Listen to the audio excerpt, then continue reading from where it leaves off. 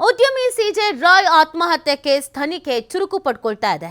ವಿವಿಧ ಆಂಗಲ್ಸ್ಗಳಲ್ಲಿ ಎಸ್ಐಟಿ ಅಧಿಕಾರಿಗಳಿಂದ ತನಿಖೆಯನ್ನ ಮಾಡಲಾಗ್ತಾ ಇದೆ. ನೋಡಿ, ಈ ಪ್ರಕರಣದಲ್ಲಿ ಹಲವು ಅನುಮಾನಗಳಿದೆ.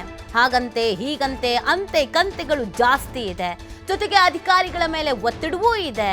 ಯಾಕಂದ್ರೆ ಅಧಿಕಾರಿಗಳ ಒತ್ತಡದಿಂದ ಆಗಿರಬಹುದಾದ ಅನುಮಾನ ಇರೋದ್ರಿಂದ ಎಸ್ಐಟಿ ಅಧಿಕಾರಿಗಳು ತನಿಖೆಯನ್ನ ಸೂಕ್ತ ರೀತಿಯಲ್ಲಿ ನಡೆಸಲಿ ಅನ್ನುವಂತ ಒತ್ತಡ ಆಗಿದೆ. ಇವತ್ತು ಎಸ್ಐಟಿ ಕೈ ಸೇರಲಿದೆ ಮೆಡಿಕಲ್ ರಿಪೋರ್ಟ್ಸ್. ಉದ್ಯಮಿ ಸಿಜೆ ರಾಯ್ ಮರಣೋತ್ತರ ಪರೀಕ್ಷಾ ವರದಿ ಸಿಗಲಿದೆ. ಮರಣೋತ್ತರ ಪರೀಕ್ಷೆ ವರದಿ ಪರಿಶೀಲಿಸಲಿದ್ದಾರೆ ಎಸ್ಐಟಿ. ಇಬ್ಬರು ಐಟಿ ಅಧಿಕಾರಿಗಳಿಗೆ ಇವತ್ತು ಕೂಡ ಎಸ್ಐಟಿ ವಿಚಾರಣೆಯನ್ನ ಮಾಡಲಾಗತ್ತೆ. ನೋಡಿ, ಈಗಾಗಲೇ ಇಬ್ಬರು ಐಟಿ ಅಧಿಕಾರಿಗಳಿಗೆ ವಿಚಾರಣೆ ಮಾಡಲಾಗಿತ್ತು. ಅವರು ಎಸ್ಐಟಿ ಕೇಳುವ ಎಲ್ಲ ಪ್ರಶ್ನೆಗಳಿಗೆ ಉತ್ತರ ಕೊಟ್ಟಿದ್ದಾರೆ. ನಮಗೆ ವಿಷಯವೇ ಗೊತ್ತಿಲ್ಲ, ನಮಗೆ ಈ ಥರ ಆತ್ಮಹತ್ಯೆ ಆಗಿದೆ ಅನ್ನೋದೇ ನಮಗೆ ಗೊತ್ತಿಲ್ಲ, ನಮಗೆ ತನಿಖೆಗೆ ಏನು ಮಾಡಬೇಕಾಗಿತ್ತು ಅಷ್ಟನ್ನು ಮಾತ್ರ ನಾವು ಮಾಡಿದ್ದೀವಿ, ಈ ವಿಚಾರಗಳ ಬಗ್ಗೆ ನಮ್ಮ ಉನ್ನತಾಧಿಕಾರಿಗಳಿಗೆ ನಾವು ತಿಳಿಸಿದ್ದೀವಿ, ಇದರಲ್ಲಿ ನಮ್ದೇನು ಪಾತ್ರವೇ ಇಲ್ಲ. ನಾರ್ಮಲ್ ಆಗಿ ಐಟಿ ರೇಡ್ ಆದಾಗ ಏನು ನಡೆಯುತ್ತೋ ಅದು ಇಲ್ಲೂ ಕೂಡ ನಡೆದಿದೆ. ಕೆಲವು ಪ್ರಶ್ನೆಗಳನ್ನು ಕೇಳೋದಿತ್ತು, ದಾಖಲೆಗಳ ಪರಿಶೀಲನೆ ಮಾಡೋದಿತ್ತು, ಅದನ್ನು ಮಾಡಿದ್ದೀವಿ. ಅದನ್ನು ಹೊರತುಪಡಿಸಿ ನಮಗಿನ್ನೇನು ಗೊತ್ತೇ ಇಲ್ಲ ಅಂತ ಐಟಿ ಅಧಿಕಾರಿಗಳು ಹೇಳ್ತಾ ಇದ್ದಾರೆ. ಆದರೆ ಐಟಿ ಅಧಿಕಾರಿಗಳ ಒತ್ತಡದಿಂದಲೇ ಈ ರೀತಿಯಾಗಿ ಆತ್ಮಹತ್ಯೆ ಮಾಡ್ಕೊಂಡಿದ್ದಾರೆ ಅಂತ ಅವರ ಕುಟುಂಬಸ್ಥರು, ಅವರ ಆಪ್ತರು ಎಲ್ಲ ಹೇಳ್ತಾ ಇದ್ದಾರೆ. ಸೊ ಇದು ಒಂದು ಕಡೆಯಲ್ಲಿ. ಆದರೆ ಇನ್ನೊಂದು ಕಡೆಯಲ್ಲಿ ಮರಣೋತ್ತರ ಪರೀಕ್ಷೆಯ ವರದಿ ಇವತ್ತು ಕೈ ಸೇರುತ್ತೆ. ಏನಾಗಿತ್ತು, ಏನು ಎತ್ತ, ಅದರಲ್ಲಿ ಏನಾದರೂ ಸುಳಿವುಗಳು ಸಿಗುತ್ತಾ, ಇದೆಲ್ಲವೂ ಕೂಡ ಇಂಪಾರ್ಟೆಂಟ್ ಆಗುತ್ತೆ. ಒಟ್ಟಿನಲ್ಲಿ ಎಸ್ಐಟಿ ಅಧಿಕಾರಿಗಳು ತಮ್ಮ ತನಿಖೆಯನ್ನು ಚುರುಕುಪಡಿಸಿದ್ದಾರೆ. ಈ ಪ್ರಕರಣ ಪ್ರಭಾವಿ ವ್ಯಕ್ತಿಯ ಸಾವು ಏನಾಗಿದೆ, ಈ ಪ್ರಕರಣ ಸಾಕಷ್ಟು ಚರ್ಚೆ ಆಗ್ತಾ ಇದೆ, ದೇಶವ್ಯಾಪಿ ಚರ್ಚೆ ಆಗ್ತಾ ಇದೆ. ಉದ್ಯಮಿಗಳು ಯಾಕೆ ಈ ಥರದೊಂದು ನಿರ್ಧಾರ ನಿಲುವನ್ನು ತೆಗೆದುಕೊಳ್ತಾ ಇದ್ದಾರೆ, ಅಷ್ಟರ ಮಟ್ಟಿಗೆ ಡಿಸ್ಟರ್ಬೆನ್ಸ್ ಆಗ್ತಾ ಇದೆಯಾ, ಮಾನಸಿಕವಾಗಿ ಕುಗ್ಗಿ ಹೋಗ್ತಾ ಇದ್ದಾರಾ, ಒತ್ತಡದಲ್ಲಿ ಇದ್ದಾರಾ, ಬ್ಲ್ಯಾಕ್ ಮೇಲ್ ಆಗ್ತಾ ಇದೆಯಾ, ಏನಾಗ್ತಾ ಇದೆ ಅನ್ನೋದೊಂದು ಪ್ರಶ್ನೆ ಇರುವಂಥದ್ದು. ಹಾಗಾಗಿ ತನಿಖೆಯನ್ನು ಕೂಡ ಚುರುಕುಗೊಳಿಸಲಾಗಿದೆ. ಎಸ್ಐಟಿಗೆ ಒಂದಷ್ಟು ಆ್ಯಂಗಲ್ಸ್ಗಳು ಸಿಕ್ಕಿದೆ. ಆ ಆ್ಯಂಗಲ್ಸ್ಗಳ ಆಧಾರದ ಮೇಲೆ, ಆಯಾಮಗಳ ಆಧಾರದ ಮೇಲೆ, ಐಟಿ ಅಧಿಕಾರಿಗಳ ಮೇಲೆ ಮಾತ್ರ ಅಲ್ಲ, ಅದನ್ನು ಹೊರತುಪಡಿಸಿ ಇನ್ನೂ ಒಂದೆರಡು ಮೂರು ಆ್ಯಂಗಲ್ಸ್ಗಳಿದೆ. ಆ ಆಯಾಮಗಳಲ್ಲೂ ಕೂಡ ತನಿಖೆಯನ್ನು ಮಾಡಲಾಗ್ತಾ ಇದೆ. ಒಂದು ಇವರ ಪುತ್ರರ ಬಿಸ್ನೆಸ್ ವಿಚಾರ ಆಗಿತ್ತು, ಅದರ ಜೊತೆಗೆ ಬೇರೆ ಬೇರೆ ರೀತಿಯಾಗಿಯೂ ಕೂಡ ಲಾಸ್ ಆಗಿತ್ತು, ನಷ್ಟ ಅನುಭವಿಸಿದ್ರು, ಇನ್ನೊಂದೇನೋ ಸಮಸ್ಯೆಯಲ್ಲಿ ಸಿಕ್ಕಿ ಹಾಕಿಕೊಂಡಿದ್ರು ಅಂತೆಲ್ಲ. ಸೊ ಎಸ್ಐಟಿಯ 3 ತಂಡಗಳಿಂದ ಇದೀಗ ಪ್ರತ್ಯೇಕವಾಗಿ ತನಿಖೆಯನ್ನು ಮಾಡಲಾಗ್ತಾ ಇದೆ. 3 ತಂಡ ರಚನೆ ಮಾಡ್ಕೊಂಡಿದ್ದಾರೆ. ಆ 3 ತಂಡಗಳಿಂದಲೂ ಕೂಡ ತನಿಖೆಯನ್ನು ಮಾಡಲಾಗ್ತಾ ಇದೆ. ಒಂದು ತಂಡದಿಂದ ಐಟಿ ಸ್ನೇಹಿತರು, ಕುಟುಂಬಸ್ಥರ ವಿಚಾರಣೆಯನ್ನು ಮಾಡಲಾಗ್ತಾ ಇದೆ. ಒಂದು ತಂಡ ಈ 3ರ ಮೇಲೆ ಫೋಕಸ್ ಮಾಡ್ತಾ ಇರೋದು. ಐಟಿ ಅಧಿಕಾರಿಗಳು, ಸ್ನೇಹಿತರು, ಕುಟುಂಬಸ್ಥರು ಇವ್ರುಗಳನ್ನು ವಿಚಾರಣೆ ಮಾಡ್ತಾ ಇದ್ದಾರೆ. ಮತ್ತೊಂದು ತಂಡದಿಂದ ಟೆಕ್ನಿಕಲ್ ಅನಾಲಿಸಿಸ್ ಮಾಡಲಾಗ್ತಾ ಇದೆ. 3ನೇ ತಂಡದಿಂದ ವ್ಯವಹಾರ ಸಂಬಂಧ ತನಿಖೆಯನ್ನು ಮಾಡಲಾಗ್ತಾ ಇದೆ. ಬಿಸ್ನೆಸ್ ಸಂಬಂಧಪಟ್ಟಂತೆಗೆ ಯಾರ್ಯಾರ ಜೊತೆಗೆ ಇವ್ರ ವ್ಯವಹಾರ ಆಯಿತು, ಲಾಸಲ್ಲಿ ಏನಾದರೂ ಬಿಸ್ನೆಸ್ ನಡೀತಾ ಇತ್ತಾ, ತಗೊಳ್ಳೋದು ಕೊಡೋದು ಈ ಥರದ್ದು ಏನಾದರೂ ನಡೀತಾ ಇತ್ತಾ, ಅಥವಾ ಯಾರ್ಯಾರಿಗಾದರೂ ಇವ್ರ ಮೇಲೆ ವೈಷಮ್ಯ ಆಗಿತ್ತಾ, ಯಾರಾದರೂ ಇವ್ರ ಮೇಲೆ ಒತ್ತಡ ಹೇಳ್ತಾ ಇದ್ರಾ, ಬ್ಲ್ಯಾಕ್ ಮೇಲ್ ಮಾಡ್ತಾ ಇದ್ರಾ, ಏನು ಎತ್ತ, ಈ ಆ್ಯಂಗಲಲ್ಲೂ ಕೂಡ ತನಿಖೆ ನಡೀತಾ ಇದೆ. ಸಿಜೆ ರಾಯ್ ಕಚೇರಿಯಲ್ಲಿ ಡೈರಿ ಒಂದು ಸಿಕ್ಕಿದೆ ಅಂತೆ. ಆ ಡೈರಿಯಲ್ಲಿ ಕೆಲವು ದಾಖಲೆಗಳು ಪತ್ತೆಯಾಗಿದೆ, ಕೆಲವು ಹೆಸರುಗಳೆಲ್ಲ ಉಲ್ಲೇಖ ಆಗಿದೆ ಅಂತ ಹೇಳ್ತಾ ಇದ್ರು. ಆ ಆ್ಯಂಗಲಲ್ಲೂ ಕೂಡ ತನಿಖೆ ನಡೀತಾ ಇದೆ. ಆ ಡೈರಿಯಲ್ಲಿ ಏನು ಉಲ್ಲೇಖ ಆಗಿದೆ, ಯಾರ ಹೆಸರು ಉಲ್ಲೇಖ ಆಗಿದೆ, ಅದಕ್ಕಾಗಿ ಉಲ್ಲೇಖ ಆಗಿದೆ. ಕೆಲವೊಂದಷ್ಟು ಇವರ ಬಿಸ್ನೆಸ್ಗಳು ಕೇರಳ ಸೇರಿದಂತೆ ಬೇರೆ ಬೇರೆ ಭಾಗಗಳಲ್ಲೂ ಕೂಡ ಆಯಿತು. ಅಲ್ಲಿ ಒಂದಷ್ಟು ಈವೆಂಟ್ಸ್ಗಳನ್ನು ಇಟ್ಕೊಳ್ತಾ ಇದ್ರು. ಆ ಈವೆಂಟ್ಸ್ಗಳ ಬಗ್ಗೆಯೂ ಕೂಡ ಇದೀಗ ಗಮನ ಹರಿಸಲಾಗ್ತಾ ಇದೆ.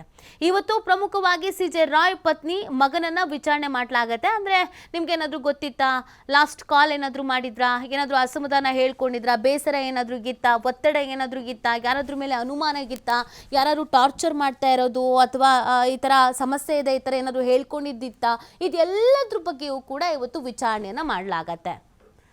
ಮಾಹಿತಿ ನೀಡ್ತಾರೆ ನಮ್ಮ ಪ್ರತಿನಿಧಿ ಸಂತೋಷ್.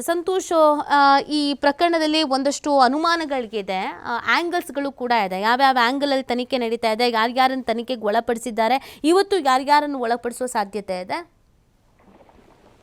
ನೀತಿ ಏನು, ಸಿಜೆ ರಾಯ್ ಅವರ ಪ್ರಕರಣಕ್ಕೆ ಸಂಬಂಧಪಟ್ಟಾಗ ಸುಮಾರು 10 ರಿಂದ 12 ಜನರಿಗಾಗಲೇ ವಿಚಾರಣೆಯನ್ನ ಮಾಡಿರುವಂತದ್ದು. ಅವರ ಪುತ್ರ ಇರ್ಬೋದು, ಪತ್ನಿ ಇರ್ಬೋದು, ತಮ್ಮ ಇರ್ಬೋದು, ಮತ್ತು ಅವರ ಆಪ್ತೋಲೆ ಕಚೇರಿಯಲ್ಲಿ ಕೆಲಸವನ್ನ ಯಾರು ಮಾಡ್ಕೊಂಡಿಲ್ಲ ಅವರನ್ನು ಕರೆದು ಪ್ರಿಲಿಮಿನರಿ ಆಗಿ ಈಗಾಗಲೇ ಎನ್ಕ್ವೈರಿಯನ್ನ ಮಾಡಲಾಗಿತ್ತು. ಈಗಾಗಲೇ ಪ್ರಕರಣವನ್ನ ಎಸ್ಐಟಿಗೆ ವರ್ಗಾವಣೆ ಮಾಡಿರುವ ಹಿನ್ನೆಲೆಯಲ್ಲಿ ಎಸ್ಐಟಿ ಅಧಿಕಾರಿಗಳು ಎಲ್ರಿಗೂ ಕೂಡ ನೋಟಿಸ್ ಅನ್ನ ಕೊಟ್ಟು ಇವತ್ತು ವಿಚಾರಣೆಯನ್ನ ಶುರು ಮಾಡಿರುವಂತದ್ದು. ಬಹುತೇಕವಾಗಿ ಈ ಸಿಜೆ ರಾಯ್ ಅವರು ಯಾರ ಜೊತೆ ಹೆಚ್ಚಾಗಿ ಮಾಹಿತಿಗಳನ್ನ ಹಂಚ್ಕೊಳ್ತಾ ಇದ್ರು, ಮತ್ತೆ ಆಪ್ತರಾಗಿದ್ರು ಅವ್ರ ಜೊತೆ. ಅಂದ್ರೆ ಅವರ ವ್ಯವಹಾರಿಕವಾಗಿರ್ಬೋದು ಮತ್ತು ಕೌಟುಂಬಿಕವಾಗಿ ಅವ್ರ ಜೊತೆ ಯಾರು ಸಮೀಪವಾಗಿದ್ರೆ ಅಂತವ್ರ ವಿಚಾರಣೆಗಳನ್ನ ಮೊದಲು ನಡೀತಾ ಇರುವಂತದ್ದು. ಪ್ಯಾರಲಲ್ಲಿ ಆದಾಯ ತೆರಿಗೆ ಅಧಿಕಾರಿಗಳನ್ನು ಕೂಡ ಇವರು ಎನ್ಕ್ವೈರಿ ಮಾಡ್ತಾ ಇರುವಂತದ್ದು. ಯಾಕಂತೇಳಿದ್ರೆ ಆದಾಯ ತೆರಿಗೆ ಅಧಿಕಾರಿಗಳು ದಾಳಿಯನ್ನ ನಡೆದಂತ ಸಂದರ್ಭದಲ್ಲೇ ಘಟನೆ ಆಗಿರೋ ಹಿನ್ನೆಲೆಯಲ್ಲಿ ಅವರ ಕುಟುಂಬಸ್ಥರು ಕೂಡ ಆದಾಯ ತೆರಿಗೆ ಅಧಿಕಾರಿಗಳ ದಾಳಿಯಿಂದ ಸಾಕಷ್ಟು ಒತ್ತಡಕ್ಕೆ ಒಳಗಾಗಿದ್ರು ಅನ್ನೋದಾಗಿರುವಂತ ಪ್ರಶ್ನೆ. ಅಲ್ಲಿ ಎರಡು ರೀತಿಯಾಗಿ ನಾವು ಈ ಪ್ರಕರಣವನ್ನು ನೋಡ್ಬೇಕಾಯ್ತು. ಒಂದು, ಆದಾಯ ತೆರಿಗೆ ಅಧಿಕಾರಿಗಳು ದಾಳಿ ಮಾಡಿದ ತಕ್ಷಣ ಯಾರು ಕೂಡ ಆತ್ಮಹತ್ಯೆಯನ್ನ ಮಾಡ್ಕೊಳ್ಬೇಕಾದ ಅವಶ್ಯಕತೆ ಇರೋದಿಲ್ಲ ಅಂತ. ಯಾಕಂತಂದ್ರೆ ನೀವು ಸಾವಿರಾರು ಕೋಟಿ ಟ್ಯಾಕ್ಸ್ ವಂಚನೆ ಮಾಡಿದ್ರು ಕೂಡ ಅದಕ್ಕೆ ನೀವು ವಾಪಸ್ ಕಟ್ಬೋದು.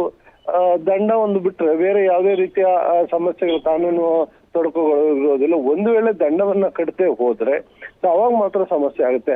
ಆದ್ರೆ ಇವರು ಗಳಿಸಿರುವಂತ ಆ ಸ್ಥಿರಾಸ್ತಿಗಳೇನಿರ್ತೀವಿ ಎಲ್ಲವೂ ಕೂಡ ಏನಾದ್ರು ವಾಮ ಮಾರ್ಗದಲ್ಲಿ ಗಳಿಸ್ಕೊಂಡಿದ್ರೆ, ಇಲ್ಲ ಇವ್ರಿಗೆ ಯಾರಾದ್ರೂ ರಾಜಕಾರಣಿಗಳು ಬೇರೆ ಇನ್ಯಾರಾದ್ರೂ ಟ್ಯಾಕ್ಸ್ ವಂಚನೆ ಮಾಡಿ ಇವರಿಗೆ ಸ್ಲೀಪಿಂಗ್ ಪಾರ್ಟ್ನರ್ಸ್ ಆಗಿ ಇನ್ವೆಸ್ಟ್ಮೆಂಟ್ ಗಳನ್ನ ಮಾಡಿದ್ರೆ ಅದರ ಲೆಕ್ಕಪತ್ರವನ್ನು ತೋರಿಸ್ಲಿಕ್ಕೆ ಇವ್ರ ಕೈಲಿ ಆಗದೆ ಹೋಗಿದ್ರೆ, ಸೊ ಅಂತ ಸಮಯದಲ್ಲಿ ಇವ್ರು ಸಾಕಷ್ಟು ಕಾನೂನು ತೊಡಕುಗಳನ್ನ ಎದುರಿಸಬೇಕಾಗುತ್ತೆ. ಯಾಕಂದ್ರೆ ಇದುವರೆಗೂ ಇಡಿ ಅಧಿಕಾರಿಗಳಿಂದ ಯಾವುದೇ ರೀತಿ ಎನ್ಕ್ವೈರಿಗಳು ಅವ್ರಿಗೆ ಆಗ್ ಬಂದಂಗೆ ಕಾಣ್ತಾ ಇಲ್ಲ. ಸೊ ಹೀಗಾಗಿ ಇಡಿ ಅಧಿಕಾರಿಗಳ ಹಂತಕ್ಕೆ ಹೋದಾಗ ಮಾತ್ರ ಖಂಡಿತವಾಗಿ ಇದರಲ್ಲಿ ಬಂಧನದ ಪ್ರೋಸೆಸ್ ಇರುತ್ತೆ, ಇವರು ಅರೆಸ್ಟ್ ಆಗ್ತಾರೆ, ಜೈಲಿಗೆ ಕಳಿಸೋ ಸಾಧ್ಯತೆ ಇರುತ್ತೆ ಅನ್ನೋದು. ಯಾಕಂದ್ರೆ ಅಲ್ಲಿ ಇಡಿ ಅವರು PML ಆಕ್ಟ್ ನಾವೇನ್ ಹೇಳ್ತೀವಿ, ಹವಾಲಾ ಹಣಗಳನ್ನ ಇನ್ವೆಸ್ಟ್ಮೆಂಟ್ ಮಾಡ್ಕೊಂಡು ಬಿಸ್ನೆಸ್ ಮಾಡೋದಂಥದ್ದು ಬೆಳಕಿಗೆ ಬರುವಂತ ಸಾಧ್ಯತೆಗಳಿರುತ್ತೆ.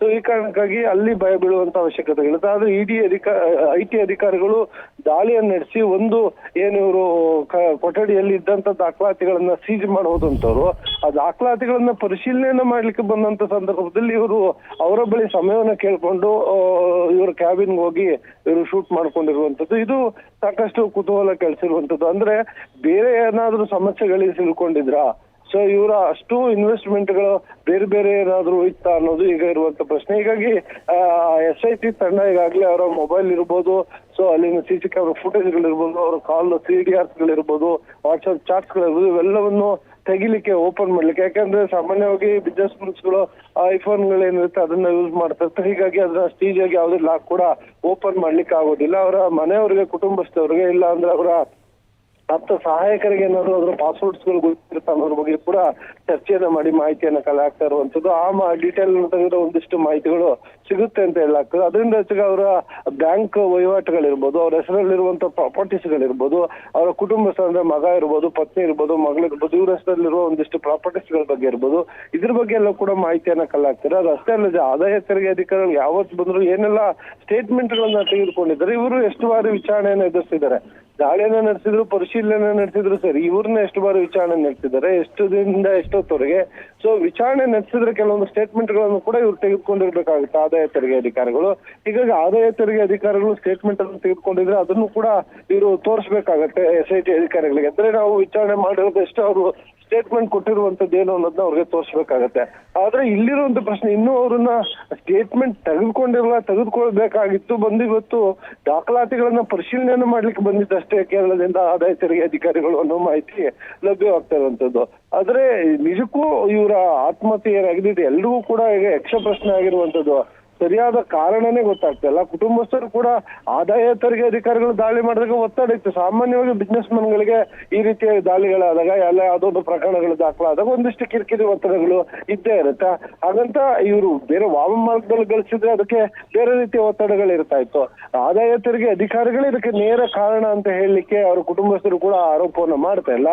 SIT ತನಿಖೆ ಮಾಡಲಾಗಿದೆ, SIT ಅಧಿಕಾರಿಗಳು ತನಿಖೆಯನ್ನು ನಡೆಸಲಿ, ಏನು ಬಾಯ್ಲಿಗೆ ಬರ್ತಾರೆ ನೋಡೋಣ ಅಂತ ಅವರು ಹೇಳ್ತಾ ಇರುವಂತದ್ದು. ಹೀಗಾಗಿ ಅವರ ಕುಟುಂಬದವ್ರಿಗೂ ಕೂಡ ಈ ಒಂದು ಆತ್ಮಹತ್ಯೆ ಪ್ರಕರಣ ಸಾಕಷ್ಟು ಕುತೂಹಲ ಕೆಳಿಸಿರುವಂತದ್ದು ಯಾಕಾಗಿರ್ಬೋದು ಅಂತ. ಆದ್ರೆ ಇವರು ಇನ್ವೆಸ್ಟ್ಮೆಂಟ್ಸ್ ಗಳನ್ನ ಬೇರೆ ಬೇರೆ ಕಡೆಯಿಂದ ಮಾಡಿಸ್ಕೊಂಡು ಅವರ ಒತ್ತಡಕ್ಕೆ ಏನಾದ್ರು ಒಳಗಾಗಿದೆ ಅನ್ನೋದು ಅದು ಕೂಡ ಪ್ರಶ್ನೆ. ಆಯಾಮದಲ್ಲೂ ತನಿಖೆಯನ್ನ ಮಾಡ್ತಾ ಇರುವಂತದ್ದು. ಒಟ್ಟಾರೆಯಾಗಿ SIT ತಂಡ ಬೇರೆ ಬೇರೆ ಹಲವು ಆಯಾಮದಲ್ಲಿ ತನಿಖೆಯನ್ನು ನಡೆಸ್ತಿದೆ. ಯಾವುದು ನಿಖರವಾದ ಕಾರಣ ಏನು, ಯಾಕೆ ಆಗಿರ್ಬೋದು ಅನ್ನೋದನ್ನ ಪತ್ತೆ ಮಾಡಬೇಕಾಗಿರುವಂತದ್ದು. ಆ ನಿಟ್ಟಿನಲ್ಲಿ ಇವರು ತನಿಖೆಯನ್ನ ಮುಂದುವರಿಸಿರುವಂತದ್ದು ನೀತಿ. Okay fine, thank you Santosh ತಮ್ಮ ಡೀಟೇಲ್ಸ್ಗಾಗಿ.